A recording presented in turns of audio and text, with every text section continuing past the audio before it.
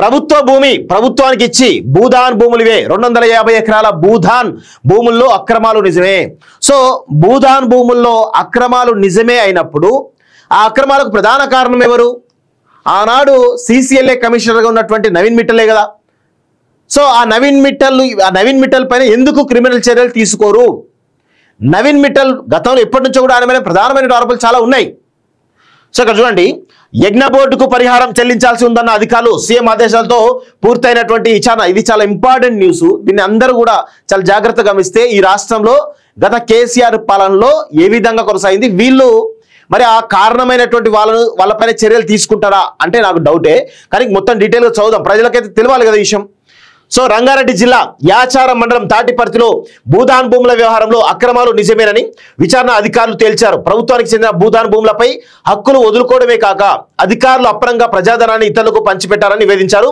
2018లో Hyderabad green pharma city కోసం భూసేకరణ చేపట్టగా భూదాన్ భూములకు సంబంధించినటువంటి పరిహారాన్ని భూదాన్ యజ్ఞ బోర్డు పేరుపైన డిపాజిట్ చేయాల్సి ఉండగా చేయలేదని నివేదికలో పేర్కొన్నారు. దీంతో కొందరు ప్రభుత్వ భూమిని తిరిగి ప్రభుత్వానికి అప్పగించి డబ్బులు కాజేసినట్లు తేలింది.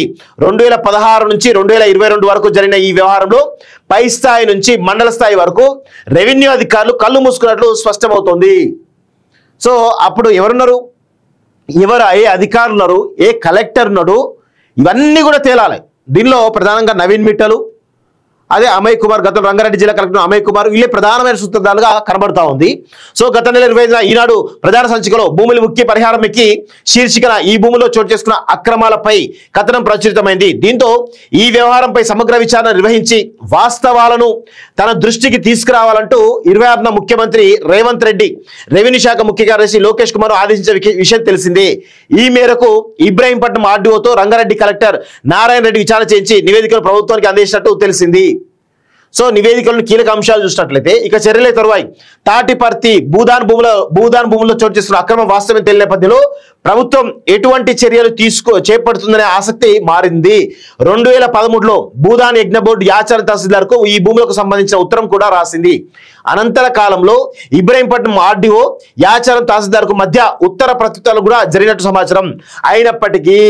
అయినప్పటికీ బోర్డుకు చెందాల్సిన హక్కుల విషయంలో ఏకపక్షంగా ఆ భూముల్లో కొందరికి హక్కులు ఉన్నాయని రెవెన్యూ అధికారులు పరిహారం చెల్లించడం, తిరిగి పునరావాసం కింద ఖరీదైన ప్లాట్లను కట్టబెట్టేందుకు కూడా లబ్ధిదారుల జాబితాలు రూపొందించడం అనేక అనుమానాలకు తావిస్తోంది. ఈ వ్యవహారంలో పెద్ద ఎత్తున డబ్బులు చేతులు మారినట్లు ఆరోపణలు ఉన్నాయి. విచారణ పూర్తయిన ఈ నేపథ్యంలో తదుపరి చర్యలు చేపట్టాల్సి ఉంది అంటూ చూస్తున్నాం.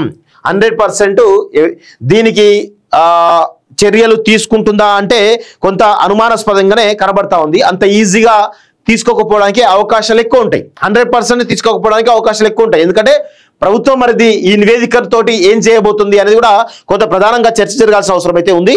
చూద్దాం ఈ నివేదికల కీలక అంశాలు ఏమున్నాయో ఒకసారి చూద్దాం. తాటిపర్తి సర్వే నెంబర్ 104లో 516 ఎకరాల భూమి ఉంది. దీనిలో 250 ఎకరాలను 1955 ఏప్రిల్ 19 దాతలు భూదాన్ యజ్ఞ బోర్డుకు దానంగా ఇచ్చారు. 1955 మే 28 అప్పటి తహసీల్దార్కు దానపత్రం అందజేశారు. 1975-76 సంవత్సరం వరకు రెవెన్యూ రికార్డులో ఈ భూమికి హక్కుదారుగా భూదాన్ యజ్ఞ బోర్డు పేరును నమోదు చేయలేదు. 1996లో ఇబ్రాహీంపట్నం సెషన్ కోర్టులో దాఖలైన వ్యాజ్యం మేరకు ప్రాథమికంగా డిగ్రీ ప్రకారం 104 సర్వే నెంబర్ 104/1 104/2గా విభజించి భూమిలో ఉన్న వారి పేర్లపై మార్పిడి చేశారు అంటూ చూస్తా ఉన్నాం. సో అదేవిధంగా 2017లో ప్రభుత్వం నిర్వహించిన ఈ భూ దస్తరాల ప్రక్షాళన కార్యక్రమం LRUP సందర్భంగా భూదాన్ భూముల అంశాన్ని గుర్తించారు. అంతేకాకుండా హక్కులు కల్పించకుండా పాస్ పుస్తకాలు జారీ కాకుండా నిలిపేశారు.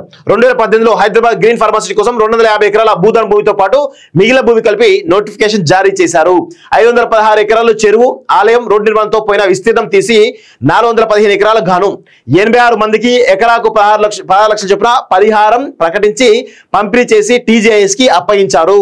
సో పరిహారం పంపిణీ సందర్భంగా భూదాన్ యజ్ఞ బోర్డును కూడా భాగస్వామిగా నోటిఫికేషన్ లో ప్రకటించినప్పటికీ బోర్డు కాకుండా ఆ భూములను కొనుగోలు చేసిన వారికి పరిహారాన్ని అందించారు. 250 ఎకరాల భూదాన్ భూములకు నష్టపరిహారాన్ని ఆ భూముల కొనుగోలు చేసిన వారికి కాకుండా యజ్ఞ బోర్డుకు చెల్లించాల్సి ఉంది. ప్రస్తుతం ఈ భూములపై ఫిర్యాదులు అభ్యంతరం రావడంతో భూములు నష్టపోయిన వారికి అందేసే ప్లాట్ల పంపిణీ నిలిపేస్తూ నిర్ణయం తీసుకున్నారు అంటూ చూస్తా ఉన్నాం. సో ఇదంతా కూడా కేసీఆర్ హయాంలో జరిగినటువంటి ఒక పెద్ద స్కామ్ గా మనమైతే చెప్పొచ్చు.